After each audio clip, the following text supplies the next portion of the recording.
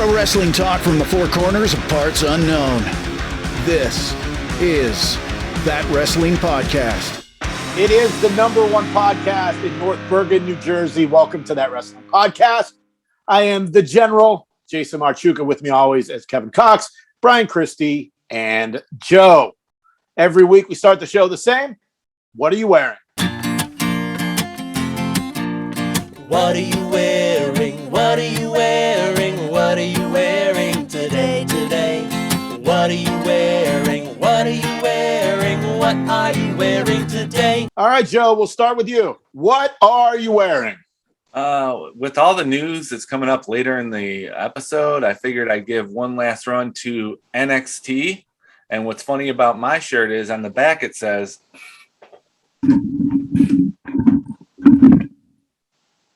"The future is now." Future is now. What future do they have? We don't know. Good tease. So I went with something topical this week. NXT logo. The future is now. And Brian, what about you? I also went topical because now we're going to the fifth labor of Jericho. Jericho somehow overcame Wardlow with MJF as the referee. Oh, wait, sorry, Jim Ross. That didn't happen. My bad. Idiot. Well, we go back to happier times. MJF, Jericho, La Dinner, Debonair. Oh, it's so good. So I went a little sentimental today. True story. The very first pro wrestler I ever met was Soul Train Jones, a.k.a. Virgil. When I was a kid, there was a wrestling show that came to my school, my high school, and then I went, and sure enough, I met this guy who was dressed like Apollo Creed from Rocky IV, and it was Soul Train Jones, later becoming Virgil. Virgil, now known for his love for the Olive Garden and his sign that he puts up behind his table at conventions. I've got Virgil, wrestling superstar, my t-shirt for the week, and that is what I'm wearing. Kevin, bring us home. Ex-Minnesota Golden Gopher. We're going to get into Brian. Olympic gold champion. Not that Gopher. No. Gable Steveson. We'll get into him in a little bit. I was going through all my shirts. I was like, what haven't I worn before? And it's kind of hard to memorize. So I started going through my emails when I have to message Jay each week for the, what are you wearing, socials. And I was like, you know what? I don't think I've worn this shirt in about 2 years. And it's got a huge hole on the bottom and a hole in the armpit, but I'm wearing the Beast Incarnate Brock Lesnar extremely scary shirt my son used to be scared about when he was about 2.5 years old. So I'm repping Brock tonight. And if you want to pick up a That Wrestling Podcast shirt, go to whatamaneuver.net, search That Wrestling Podcast. You can pick up the logo shirt. You can also pick up the Bruise Next shirt. And don't forget to follow on social media at That WrestlePod, Facebook, Instagram, Twitter, and YouTube, where you can see the videos that we've been posting since the beginning. We've got about 40 videos up right now, full episodes. We've got show clips. We've got extras. We've got Bruise Next and more. Just make sure to subscribe and click the notifications bell so you don't miss out when we post a new video on YouTube. So it's been... the hard thing about doing a podcast on a Thursday is when stuff happens over the weekend, it takes a few days for us to talk about it. Now, last Friday, right around the time SmackDown was on, NXT released 12 talents. Now, just a quick yes or no as I say these names. You can say, do you know who these people are? Just a yes or no, and then I'll just go on to the next one. Giant Zangier, yes or no? No. Ari Sterling. Kinda. No. Heard of person. Don't know if it's a man or a woman, but no. Kona Reeves. Yes. Yes. That guy's been fired, I think, 3 times. Yeah, he's like a meme. Like, online. Asher Hale. No. Great name, but I've never heard of him. Now, Yeah. Tyler Rust, of course, just debuted with Diamond Mine. WWE PC talent, Zechariah Smith. No. No. I didn't even know Stephen A. Smith worked for the WWE, but he was let go too. Referee Stephen Smith. I saw and that. then, Yeah. And then, My I mean, goodness. it's preposterous. I can't believe it. Unbelievable. And then, of course, there the surprises that we all know. My guy, Leon Ruff. I think he was Rough fired Riders. again for like the second or third time. But Rough Riders, we'll be all right. We'll be all right. Yeah. Mercedes Martinez, Jake Atlas, Bobby Fish, and Bronson Reed. Now, those last 5 were a bit of a surprise. And what do you guys think about the releases? We'll start with Kevin.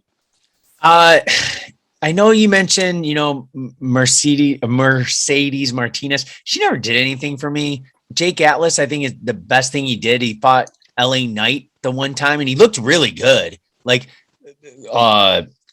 looks like $1 million. Like, big guy, can move. I say the only one I will miss is probably Bronson Reed. Nothing against Fish. He was definitely the least, and like the weak link of the Undisputed Era, right? Of all the guys. But I think I would say lesser known. Lesser known. He did have a really good mustache. I will say that. In Leon Ruff, he had some really good matches against Swerve. Outside of those matches, he got his butt kicked a lot. Bronson Reed is the one that sucks, because I feel like Bronson, they're pushing to want to make main event stars. I feel like a little bit more in NXT, he could have went and done something on the main event roster. Bronson's the biggest one. You know who he just the other day reminded me of? Bam Bam Bigelow, a big guy who was like surprisingly agile. He really had that down, and I agree with you guys thinking that he had a big future. Well, remember in one of the last future. takeovers, he had Bam Bam inspired gear. You know what? You're right. I forgot about that. And good call. I talked about the Comic-Con at Home panel that happened a couple weeks ago. They are making a Bronson Reed elite figure in the Bam Bam gear. I don't know if that'll get scrapped now or not, but he was the one, and that gear was awesome and great comparison. What else? Any other thoughts about these? Well, Fish again is one that, maybe the of the 4 you go, okay, I guess it had to be that guy, but it's one of those for me, like, kind of hold out hope that sometime down the road they could get back together. It's like, oh, well, that doesn't look like that's going to happen. You just don't want to buy another shirt. That's all. I know what you're doing. I'm waiting for the blue shirt after the you red. You don't like the what are you wearing segment. I got Yeah. Something like that. And I miss Leon Ruff. We'll always remember when he won the North American title and they wrapped it around his waist and it fell to the floor. That was amazing. Really talented guy. I felt like he got his ass kicked every week. He was so small compared to everybody else. I wish him nothing but the best, man. Hope he continues on with his career. What about you, Joe? I'm bummed. I was very upset about, obviously, Bronson Reed, but Bobby Fish too, because I have to disagree with Kevin. I think the weak link of the Undisputed Era was Roderick Strong. He just had no personality compared to it. Bobby Fish was like let's just say the elder statesman, the father figure of the group. He was the one who basically, when they were all getting out of control, he kept them together. That's what I always looked at him as. And I always go back to Riddle going like, how many fish can Bobby Fish, whatever, whenever he did that line. I was also Leon Ruff. I get, but I don't get. I get because they already have Drake Maverick in the role of the small underdog, and he's already been canned and brought back. You don't see a lot of support for Leon Ruff because of the fact that they already have Drake Maverick there. So as much as we loved seeing Drake, I still like seeing Drake Maverick, even though he keeps everyone around him gets canned. Much as we love seeing Leon Ruff be in the North American Championship with it around his ankles and Triple H pointing to him. He had his moment. So he was a good enhancement talent. I'm bummed for him, but it is what it is. They were smart to do it on a Friday. By the time Monday rolled around, look, we were texting about it on the weekend and then we just stopped talking about it. And the only reason we're talking about it now is this is our first show back since it happened. Dave Meltzer reported that Triple H and HBK had nothing to do with the releases, and it was Vince McMahon, John Laurinaitis, and Bruce Pritchard. This is the beginning of the change from the super indie that NXT is, and it's going back to becoming a developmental. And this is from Meltzer. Quote, to find younger, bigger guys that could main event WrestleMania is what this is. The new NXT is going to look like. And then one last thing from Meltzer. The wording is no more midgets, no one starting in their 30s, and people who can be box office attractions and main characters, which could mean call-ups are happening soon. And we will get into the call-ups a little bit later in the 5 count. And then one last thing I saw today, which I found interesting, on WWE.com, if you go to the Superstars link, it used to be sorted out by shows. Not anymore. It's just all one huge group of talents, but it's not just wrestlers. It also has like the .com talents like Ryan Popola and Matt Camp. So, maybe they're just trying to make it one big roster, not necessarily on the TV shows because of the brand split, but weird things like that on the website I found very interesting. Because of all this and these changes, it led to a little incident in our group chat between me and Joe. Let me read the text. I can't wait to hear this. Yeah, Brian. Brian, you were in it. Yeah, Brian, you're in the group text, and then that was like a week ago. He's like, today. What the hell are you guys talking about? No idea. Yep. So, and it's Joe and I, not me and Joe. Sorry, I had to be the grammar police there. Shut up, dick. Anyway, this is from Joe. Joe starts it. I'm guessing the meeting with Cole didn't go well. Time to revamp NXT. Ciampa, which you spelled wrong, Gargano, and Dunn are next. Out with the old, focus on the new. And then I responded with, no way those guys get cut. 6-pack bet, ? Joe responded, why don't they focus on fixing what's broken, and in quotes, Raw, not what's working, in quotes, NXT. 6-pack bet says those 3 are gone by 2022. So if any of these guys are still with WWE by January 1st, you win. And then I specified, gone by released by WWE, not contract expire, not ask for release.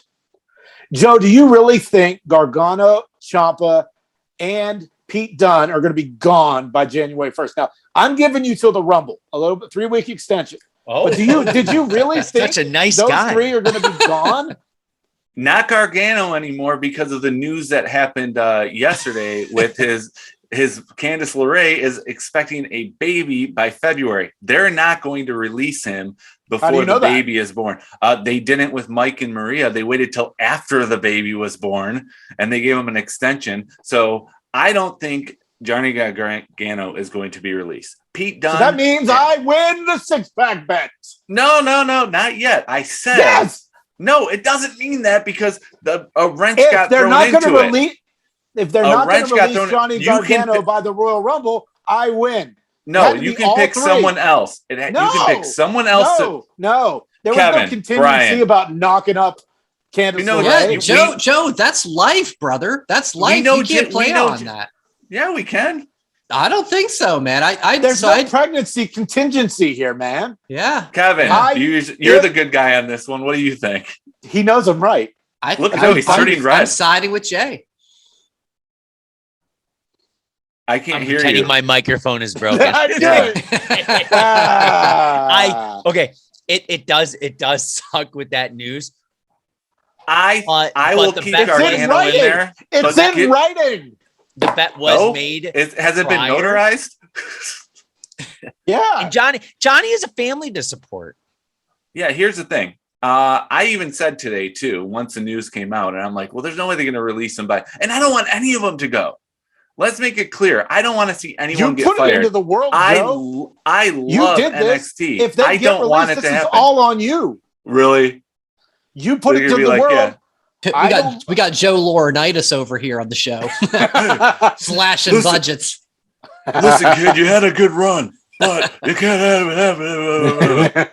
It's kind of stone cold, but it's okay. It's kind of stone cold. That hurts my throat after a while. But no, Anyway, there is no way I they even release said, Gargano, Ciampa, or Pete Dunne. Extend Johnny till WrestleMania Backlash of Fire. Well, that wasn't the bet, so I win. No, but Is the bet up to the point of Rumble or after Rumble? No, after. Joe said originally January 1st. I said January but 1st. Because I'm such a great guy, You sound like it right now.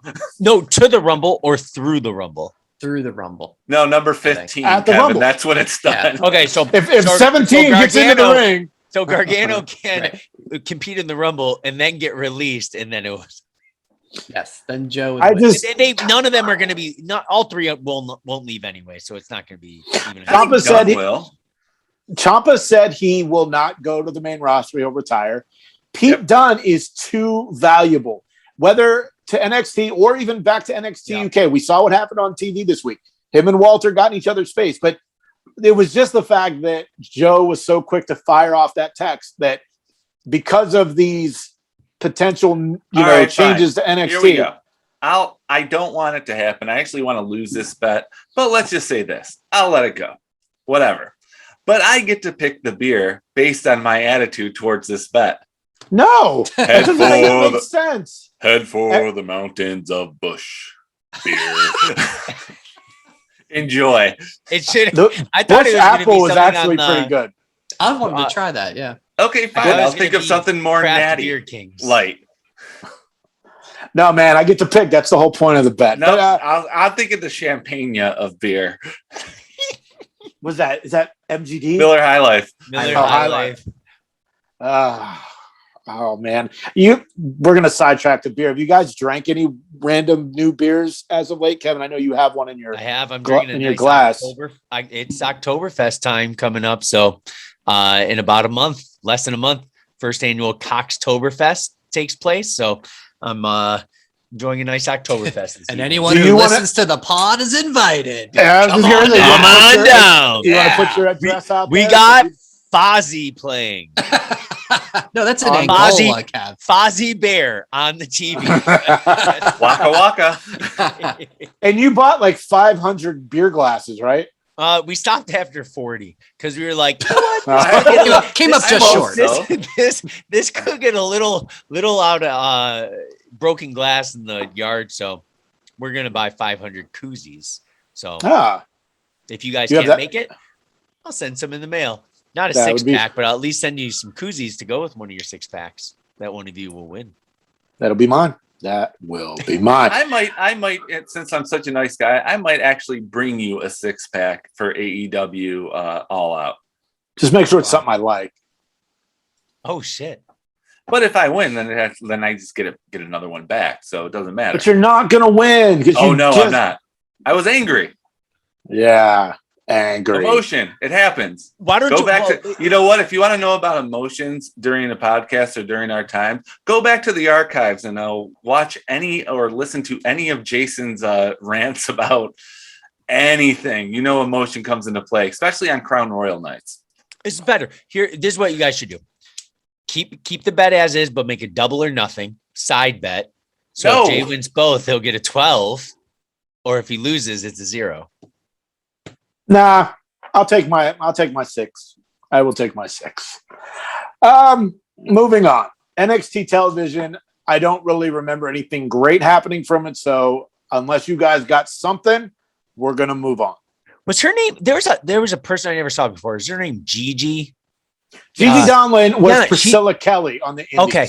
She has an amazing Marilyn Manson knockoff entrance. Yeah, that's WCW. That's sweet. Exactly. Yep. 100%. When Gigi Donlin was Priscilla Kelly, she was in a match. It's something called Suburban Fight Club, which is essentially wrestling in a bar with no ring. It happened in Los Angeles, and her move that she did that went viral. She pulled a bloody tampon out of her vagina and stuck it in her opponent's face. One other quick funny thing on NXT tying into the whole Gargano, he won't get released because him and LeRae are pregnant. Indy and Dexter had their first date. Did you catch how Candace was going to Indy as she was getting ready? Like, do you have protection? And she's like, I got please, I'm protected. And what do you know? The next day we find out Candace is pregnant. She knew what she was talking about there. Besides the main event of NXT, which we can all agree was pretty awesome, the thing that stuck out to me was they're calling it the Undisputed Finale. Yeah, and that ties into some Adam Cole news. You know, we talked about last week, and we will get into a little bit of Adam Cole later. But the story that I read today, they offered him $1 million base salary, plus incentives and bonuses. And I don't know what's going to happen. And you know, we'll talk more about the NXT. You think? We'll get into my 5 count later. 6-pack bet.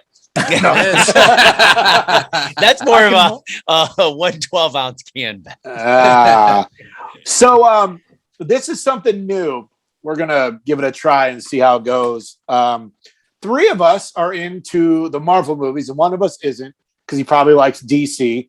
They have a new show on Disney Plus called What If. So we're gonna do our own version of What If.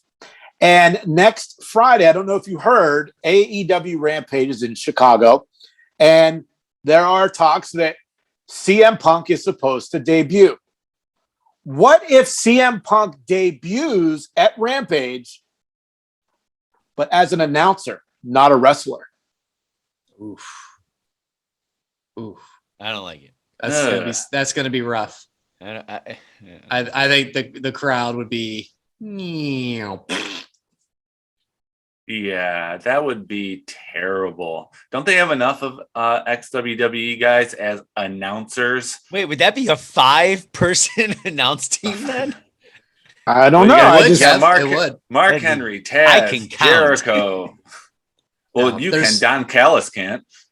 Well, I don't think Jericho's going to be there every week. I think the Jericho thing was just for the debut. And if they're going to do 4, why not CM Punk? Because, well, I mean, listen, remember he had that stint on Raw doing commentary? And he was good. He was good. Not saying he wouldn't be good at it, but I'm sorry, the bubbling up of anticipation for this guy to return to the wrestling ring, not the announcer table, the ring is at a fever pitch. Anything less than him going into the ring for a match is going to be big thumbs down. I think it would be the best in the world to do it because everybody wants it. And I don't know. All right, let's go this round. What if CM Punk debuts as announcer, but Daniel Bryan debuts on the same show as a wrestler? I'm still upset over Punk being an announcer. Hey, I'll give. Okay, or I'll do the Orange Cassidy like that. with that's thumbs up. You're in. You're in. I'd give thumbs up for part of it. I think I would be more disappointed just for the CM Punk more, and it would make the Daniel Bryanson show up just not. I'm open. Bryanson. Or Daniel Bryan. I hope that's his name. You Sean Ross Sapp? I mean, you can't it's say his next name. Right? It's his next name. Daniel Bryanson. I like it. Yeah, This is what I think would happen. It would be like if CM Punk comes to AEW as an announcer, it would be like when he showed up on WWE Backstage. And then the next week, the ratings went up and waited for him to talk. And then afterwards, he was just basically talking about shows and was on sporadically, and the ratings went down. That's what would happen if CM Punk is just an announcer. No one's going to care about him being behind the desk. They want to see him. I don't believe that. The anticipation for Punk on Backstage was insane. I was one of them. Me too. I loved watching it. And I didn't watch when he wasn't on.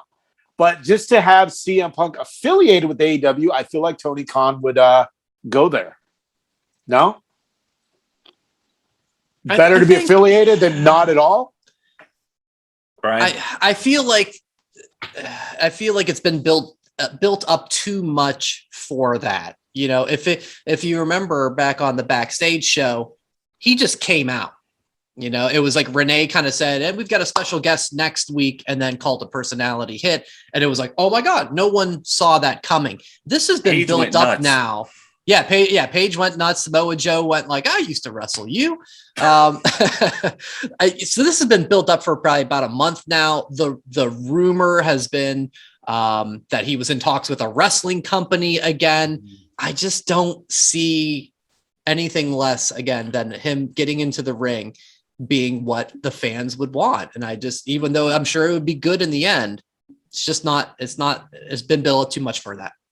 So he has been doing commentary for Cage Fighting Championships, which is a lower level MMA group that run on UFC Fight Pass, and he does great at it.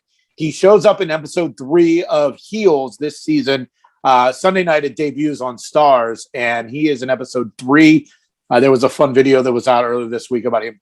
Somebody asked him, where's he going to be next Friday in Chicago? And he's like, well, and something about a paper calendar Joe was shaming him for. And he said, I think we're doing a screening or whatever, but I don't know. I just feel like being affiliated with him in any capacity is better than not being affiliated with him. Now, of course, I have nothing to I just thought it was a fun little what if game, and maybe we'll do it from time to time, but let us know what you think on social media at thatwrestlepod. Kevin, you had something you wanted to add before we move on?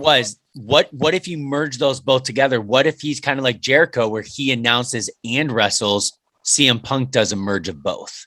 Then you get CM Punk on the microphone, which he's amazing at, calling matches, doing the commentary, but also goes into the ring and does what we've all been waiting for. So you're going to get the 2 big thumbs up. Give me a third thumb somewhere. So you're going to get Paul White.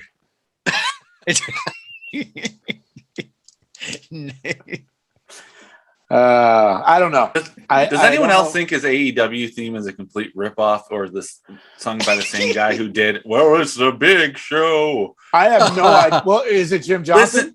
Listen to it next. I don't know. I doubt it, but listen to it next time. I heard bits and pieces, and it was like, "Here comes Paul White. He's no more BS." Like I couldn't understand what they were saying, but it had the same beat, and I'm like, "Come on." Interesting. So, talking about AEW, to me, there was only one thing worth mentioning, and that was Britt Baker's entrance. Now, I feel that what they did for her last night or Wednesday night in Pittsburgh should be done every time. Every arena, she should get the Cody entrance. She's the face of AEW. Cody's retired or dead or whatever the hell. He doesn't need that entrance right now. Having her, of course they did it because it was her hometown, but I just feel like that is big. It felt big. It felt worthy of the champion, and it needs to be in every city. Now, we all watched. I think Kevin was the only one who didn't watch live, right? I watched bits and parts today, fast forwarded through a little bit here and there of like matches I wasn't 100% with, but yeah, I didn't watch live last night. And, Brian, you had a great response today to her getting to throw the first pitch out at the Pirate game. Quote, plenty of great seats available, close quote, because the Pirates suck. It was like a 1 o'clock game on a Thursday, and there was 47 people there. The clip of her and Shivani were kind of in the second level, and there was no one in the stands. I was like, oh. I tagged the Pirates too. I don't know if they've banned me on Twitter, but we'll find out. It was well deserved. Thoughts on Baker's entrance? Her promo was badass. She looked great. Any thoughts on Britt Baker from last night? We'll start with you, Nikki Ash, take notes. That's how a champion's supposed to talk. Great call. Kevin? She just looks great. I think it's crazy on how just more confident she seems, like, just for chasing the belt. And I'm more interested since she's been champion in that women's division. And I think we could probably all agree to that than anything before. She makes that division. And honestly, outside of 2 or 3 more other women, maybe 4 or 5, it's not that deep. 6 or 7. That's okay. That's okay. She doesn't 1, 2, 3, 4, 5, 6, 7, 8, 9, 10, 11, 12. It's because 12 women. She's gold. She's gold. Britt Baker is the only thing worth watching for the women's division. with these releases that have happened, hopefully some of those WWE cast-offs will end up in the women's division. But Brian, thoughts on Britt Baker before we move on? So what I liked about it probably the most was, I think it was the week prior, she was cutting a promo, and it was the promo that Red Velvet interrupted her. The promo, even though the crowd absolutely loved her, was a heel promo. And Red Velvet comes out and hardly anybody cares. And so it was, okay, if I'm taking this in as a fan, I'm supposed to not like Britt Baker and I'm supposed to root for Red Velvet. Well, they didn't even try that. And I was glad that they didn't, because I didn't want her to come into her hometown and basically say, like, I'm too good for you, Pittsburgh. Well, it's Britsburg now. They didn't go that route. They didn't make believe that Red Velvet was this baby face that the fans are behind. That was called common sense. And sometimes the show on Monday doesn't have a lot of the common sense that I, as a fan, enjoy. So everything was great, but that part really stuck out to me was they're not going to play the part where she's a heel. No, she's the most over woman and maybe person in the company. But the real question, the final question about Britt Baker to you, Kevin. Yes. Did you buy the shirt? Oh, no, I haven't bought it. You did say, if Britt Baker wins the title, I will buy the shirt. So you have not bought the shirt yet? Maybe I'll get that and then you gotta get a towel too. I think I just saw before we started, I think MDK 40% off deal or something on Pro Wrestling Tees. Oh, he has a store now? I saw something pop up on I still rock out my Hotmail. So it popped up in my lower right-hand corner. It's like MDK all day, 40% off. Okay. Interesting. Yeah. So, they had that summer sale last week on Pro Wrestling Tees. 3 different times I tried to place an order of about $150, and I got bounced out every time. And after the 3rd time, I was like, fuck it. I'm done. I don't have time to deal with this. So homage.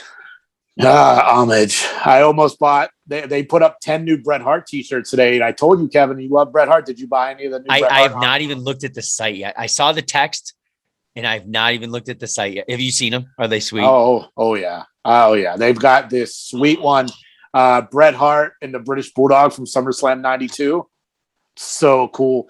I almost pulled the trigger, but I didn't. And I'm curious, how much do your wives hate because of this shirt thing? Kevin, I know you pretty much buy the most. Laura, she was wearing a Bret Hart shirt all night tonight. So I was like, oh, wait, you want to be on put it on the podcast. What are you wearing?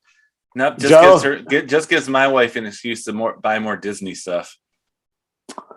Brian, does your wife hate me? Well, you don't even participate in it. You just wear the same 7 shirts every year. I got the show podcast shirt eventually for my birthday, so I'm covered for a couple of weeks at least. All right. And Kevin, are you looking? Heads up, I thought it was Pro Wrestling Tees. Nope, I got an email directly from mdkallday.com. No idea what that I clicked on. No idea, but there's a sweet murder, death, kill, and Gage, huge Nick Gage face. It is crazy when you think about it. A couple months ago, I didn't even know who the dude was. Like, Dark Side comes out, and outside of a few people, he's truly like one of the hottest things in wrestling. It's sweet. And Jay, we'll get to see him in a week. He's gonna be at the GCW show next Friday in Vegas. They haven't announced his opponent yet. So they did. They announced it today. It's a it's a 6-man. Him and a tag team. I have no idea who they are. Versus 3 guys. I have no idea who they are. It's probably the 440 guys. Like a good they're going against. Yes, that's why you come to this show for all the latest breaking news. It's Nick. Yes, it's Nick Gage. Nick Gage and 2 other guys in a tag team versus those the team that you just mentioned. It's probably G Raver, Nick Gage, and I don't know who the 3rd one would be. We know they're guys and not women, apparently. So we're there's women fighters in GCW. Oh, I know, but you said they were guys. So that's why I'm at least we're narrowing it down a little. Well, we can get into GCW next week a little bit when we do our SummerSlam preview show, but we don't talk a lot about New Japan, and I'm only talking about it because tomorrow, if you're listening to this on Friday. Tomorrow, I'm going to the New Japan Resurgence show at the LA Coliseum in California. It's a pretty stacked card. It's on Fight, $20. It's 8 p.m. Pacific, which would be 11 Eastern, but you can always watch it on demand, and it is a great stacked card. Lance Archer and Tanahashi are fighting for the IWGP US title. Archer just won it, a couple weeks ago from Moxley. A guy that just showed up on Impact lately that I'm really starting to get into, Jay White and David Finlay have a match. There's a Japan guy. I don't know much about him. Ishii. He's just this big, thick dude. Him and Moose, another just big, thick dude from Impact. The Good Brothers against John Moxley and a surprise partner. Oh, Now, most people would probably think it's Eddie Kingston. I don't know who the surprise partner is.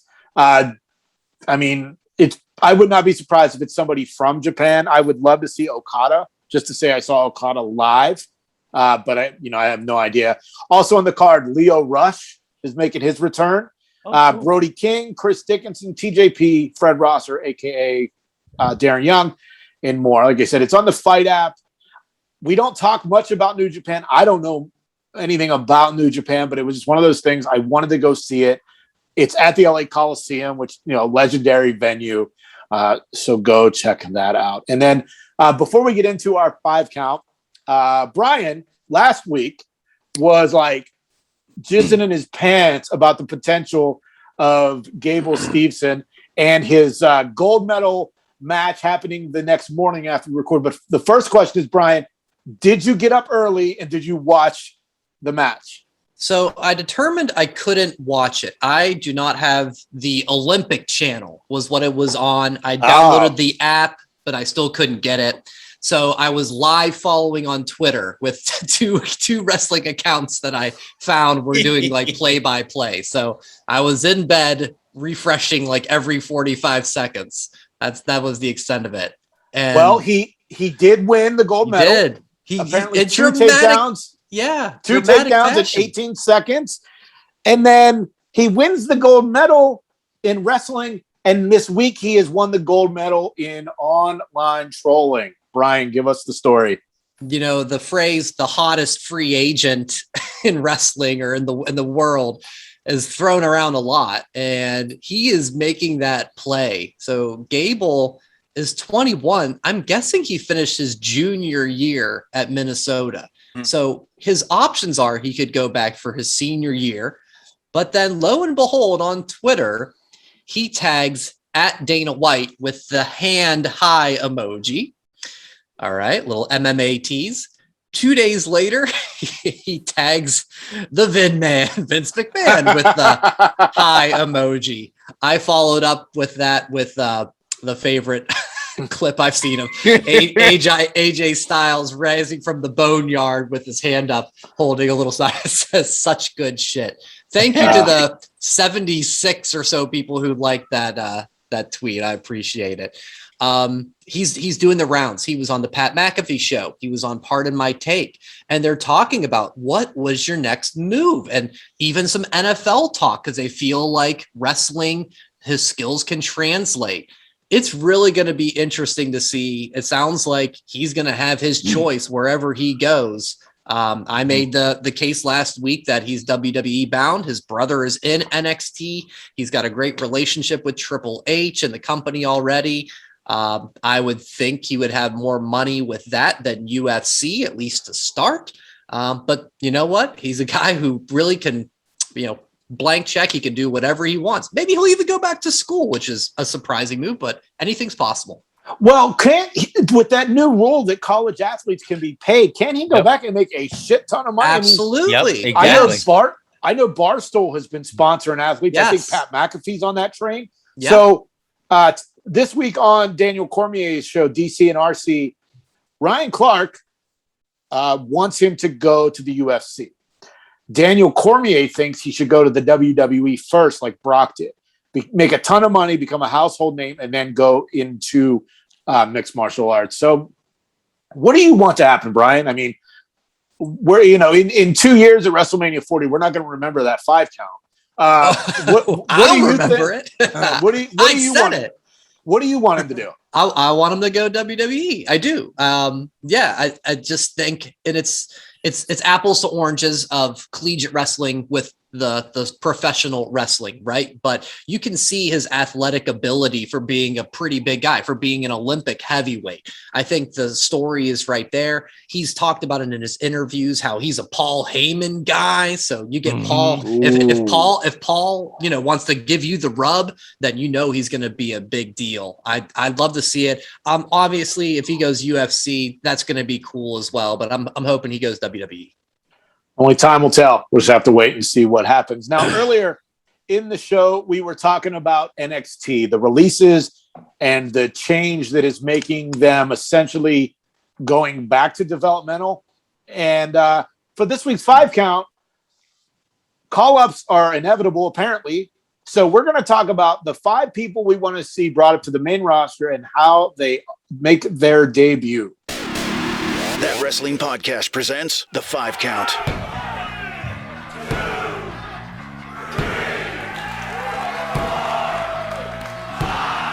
NXT is changing. Call-ups are inevitable. We'll start with you, Kevin. What 5 talents do you want to see go to the main roster, and how do you want to see them debut on Monday or Fridays? This might be the fastest 5 count one of us will do. And I'll get to the point at the end. I'm going to say the number, say the name, and you'll pick it up pretty soon. By the way, through this, it's going to solidify that Jay will win the 6-pack bet, by the way. Number 5, he said he will never go to the main roster. He will retire before he does. But I do believe Tommaso Ciampa will join the main roster, and I'll get to that in a second. No, you got to tell us now. No. You'll see. Okay. All right. Number 4, Johnny Gargano. Number 3, Pete Dunne. Number 2, they're teasing it. Kyle O'Reilly, and number 1, Adam Cole. Okay, and they'll be called the Vanilla Midgets. They will be.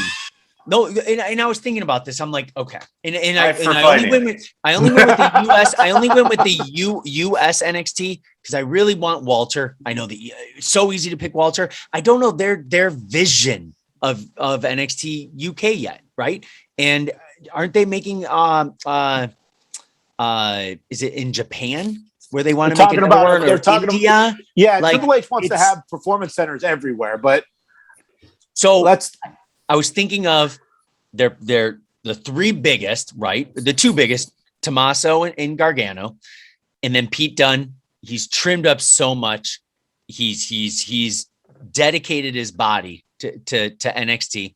And they're playing us with those best 2 out of 3 falls.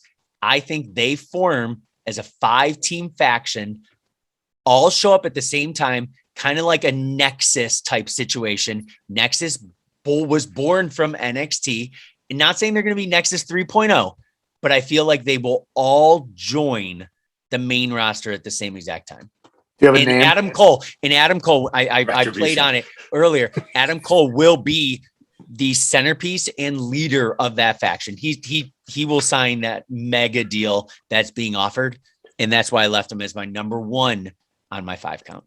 You don't have a name for the faction? Nexus 3.0. We'll refer to. I don't. I like Joe's 5 for. I like Joe's 5 for fighting, so that's what we will call them. All right, so I'm going to go next. I did individual people and debuts. So number 5, I think Drake Maverick goes back and he returns to the 24/7 title picture. LA Knight, he will lose the $1 million title at TakeOver, show up on Raw. I don't really have a specific thing, but I feel like he's like an Intercontinental. He could, get mid card, probably max. Kushida, I think he should go to SmackDown and team with Nakamura. And then they'll form a faction with my number 2, Xia Li. She will take up the Asuka role. She'll win the SmackDown Women's title on night 1 and then go on a 2-year undefeated streak, partner up with Kushida and Nakamura. I'm a big fan of the male-female factions, and they haven't seen one in a long time, and I think maybe it's time. And then number one, I want to see Frankie Monet go to the main roster and lead a dominant women's faction. They can take out the old hand, all the, whether it's the Dana Brooks, the Mandy Rose, Charlotte, Sasha, whatever, take them out. But I feel like a women's faction that's super dominant could also take out men as well. Like it would have to be, weapons and nefarious means, but those are my 5. And the reason I left Adam Cole off of this list, because I want him to go to AEW.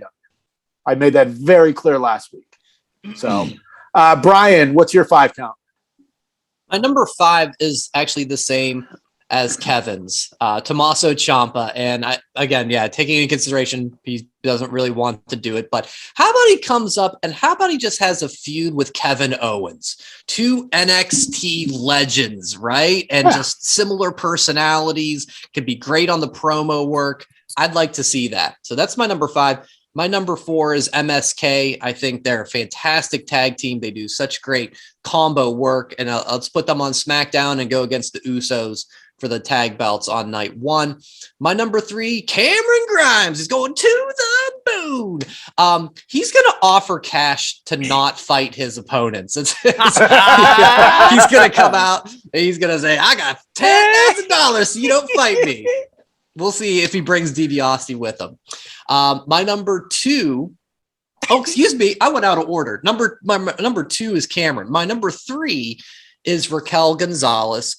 She debuts in the Royal Rumble, and she's the runner-up after eliminating a whole bunch of women. So it clearly establishes her as a big-time player on the main roster. Cameron Grimes, number 2, as we said. My number 1 is LA Knight, and I'll tell you why. We need to have a new talk show. I remember back in TNA, he had his own little interview show called Fact of Life.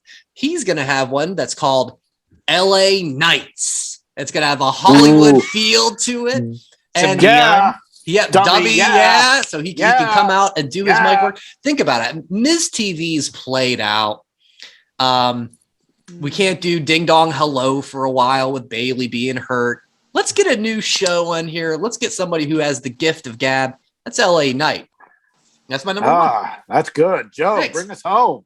All right. My 5 count of NXT call-ups. You're going to basically say I'm being negative, but I'm going with the turn of the tide here. These are basically great talents who are getting the Karrion Kross debuts. Aww. So here we go. Number 5. It's not that bad. Dexter Lumis debuts on SmackDown, and he is Seth's new sidekick. He doesn't have to talk, but he can help Seth cheat. Yeah, I like that. That keeps Dexter Lumis's character the way it is, and he's on SmackDown. I like him. Keep him away from Raw. So they're not all negative, but I'm going based on the way Karrion Kross was debuted. Number 4. Sorry, Kevin. Cameron Grimes accidentally wins the 24/7 championship on Raw, and I'm all right with that. Hilarity ensues. Yeah. He is not going to be a big time character on Raw. He's going to be 24/7. We just got to be entertained by it. Number 3, this one hurts. Raquel Gonzalez debuts on Raw and loses to Nia Jax in under 2 minutes to show her dominance of who the real dominant woman is. That was my number 3. Number 2. On Raw, Asuka needs a new tag team partner. Her tag team partner is Dakota Kai. Their team name is called Asukai. And they win. Print those shirts now. They win the women's tag team championship. So Asukai will be a thing. Asukai. And number 1. It's good. Number 1. Not because I get beat up every time they come on the screen, but Hit Row debuts on SmackDown and goes directly against the Usos and Roman Reigns, the Bloodline. Here's where this will work for them. They'll be shown as a big deal and they don't have to win the feud. Like Kevin Owens against Cena. Cena eventually ended up winning that feud. However, when you have someone come up, they can lose as long as they're losing to the right person. So Hit Row on SmackDown, they go straight after the Usos first. Roman steps in, and we got ourselves about a 2-month feud. That's pretty good. I purposely left Hit Row off because I assumed all three of you would go there. I wanted to go a little different because I didn't want it to be a bunch of repeats. But I had thought maybe Hit Row would go up against the New Day. The only reason I said that would be AJ was on Up, Up, Down, Down this week on Save Point. It was so good just to see what this guy's all about. Now, granted, he's the host of Hidden Treasures, but just to see a guy in his element, it was very cool. And I think, like I said, I left Hit Row off on purpose. I could have easily said Hit Row against New Day. I could have said him against Street Profits, but I think the Usos, they that's play a good off one. better with them. Yeah, and have them go right up against the top line. You know, the top bloodline versus Hit Row. I like that. Maybe you Ryan's MSK versus Usos was really good. I don't know. I also liked Asuka. Oskai. Yeah. That's the social clip. Shirts. We're gonna print some Oskai shirts and to the What a Maneuver shop we go. All right, that'll be hashtag Oskai. Who made your 5 count? Let us know on social media using the hashtag TWP5count. We're just about done. Brian, you have a story you wanted to tell, and you didn't want to tell us on text. So this is your chance to tell the story. Whatever you have, let's hear it. Yeah, sure thing. So this past Sunday morning, I woke up. I'm scrolling through Twitter in the morning, just like I did with Gable Steveson, right? It's just what I do. And I see that later on Sunday, coming to Michigan, Smart Mark Sterling, Brian Myers, and the Deathmatch King, Matt Cardona. They were coming to a local video game shop about 15 minutes from me called the Palace of Games and Toys. So I decided to go. What? And you could bring an item to get autographed. So I quickly text Kevin. You remember this?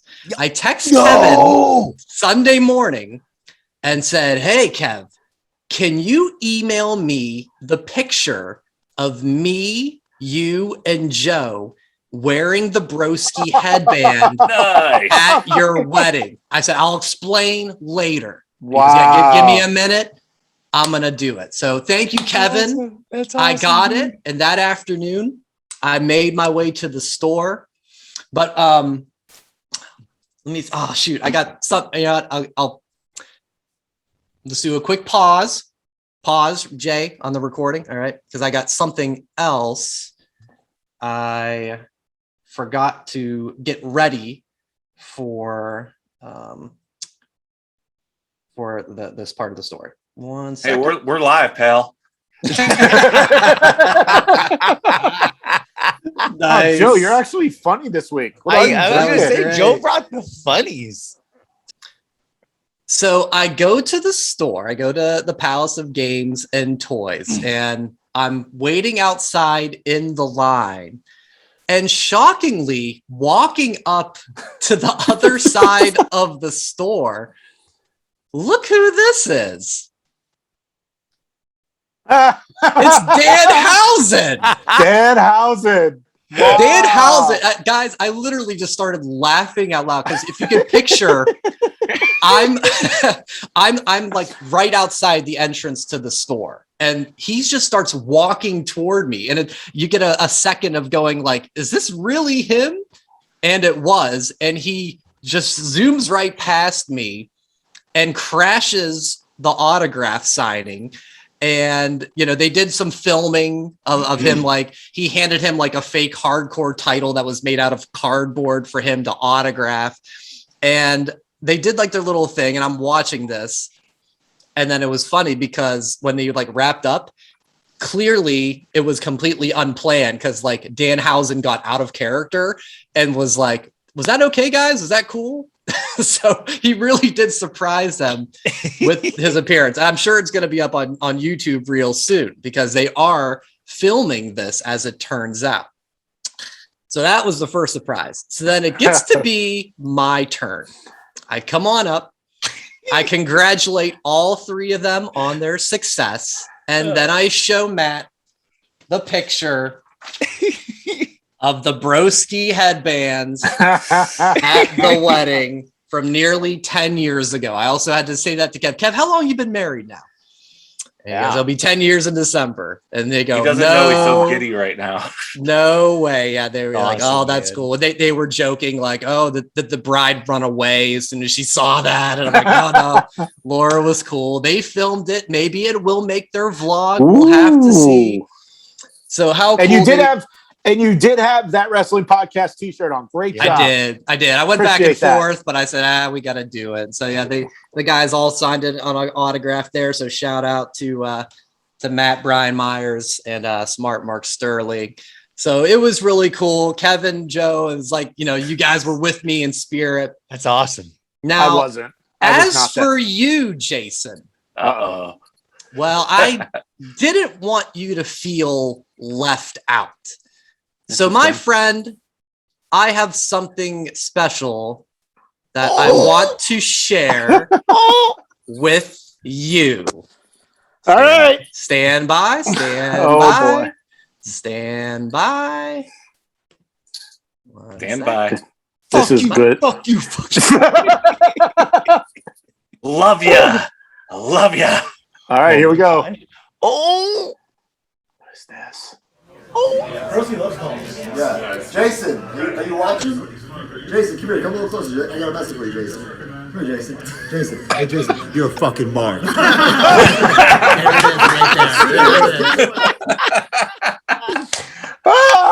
it is. Where's that Vince Carter? It's over. You heard him. Brian, you have to Mark. send me that video. I have to own my that. Send me that gosh. video via text, please. Yeah, we gotta do some stuff with that. Yeah, there it is, Jay. So hey, you were with me in spirit. Matt showed the love to all those nice things you've been saying about him for so many years. Oh my God. He gave the love right back to you, my friend. Who did your wife go with you? Who thought that? I You just had a random. the guy behind me in line. Yep. Wow. Okay. Did you get a picture with the three of them? I just did well, yes, actually, yeah, I have some pictures and then the video. Yes. Yeah. Yeah, got that. You're Yeah. a fucking mark. That is awesome. We'll get the details off air, but we got to wrap up this week's show. I want to thank you for listening. Thanks to the guys for hanging out. Thanks to We Are Wasted for the entrance music. Thanks to Dangerous Darren for the voiceover, and we will talk to you next week. And take care, spike your hair. Woo, woo, woo. Like us on Facebook. Follow us on Twitter. On That Wrestling Podcast. Thanks for listening. Follow That WrestlePod on Instagram, Twitter, Facebook, and YouTube. 1, 2, 3, that's it!